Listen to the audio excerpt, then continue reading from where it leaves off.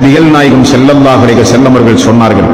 முஸ்லிம் இப்னு மாஜா என்கிற நபிமொழி தொகுப்பில் 380வது நபிமொழியாக நீங்கள் பார்க்கலாம்.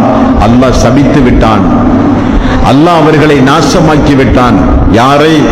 யார் மது அருந்துகின்றானோ, மது அருந்த ஊட்டி கொடுக்கின்றானோ, மதுவை தயாரிக்கின்றானோ, மதுவை தலையிலே சுமந்து செல்கின்றானோ, மதுவை யாருக்கு கொடுக்கின்றானோ அவர்களையெல்லாம் அல்லாஹு தஆலா சபித்து விட்டான்.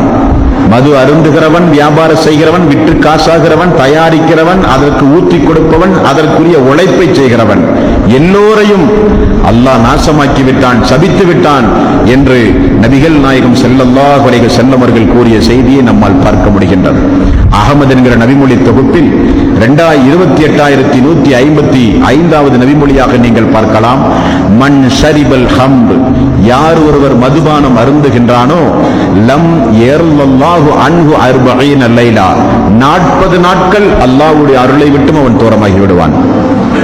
எவன் ஒருவன் மது அருந்துகின்றானோ 40 நாட்கள் அல்லாஹ்வுடைய அருளை விட்டும் அவன் தூரமாகி விடுவான். மேலும் அகமது என்கிற நபிமொழி தொகுப்பில் 21834வது நபிமொழியாக பாருங்கள்.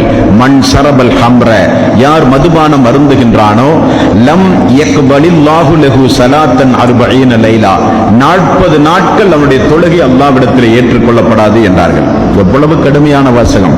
40 நாள் அல்லாஹ்வுடைய அருளை விட்டும் தூரமாகி விடுகிறானாம், 40 நாள் அவனுடைய தொழுகை ஏற்றுக்கொள்ளப்படாதாம்.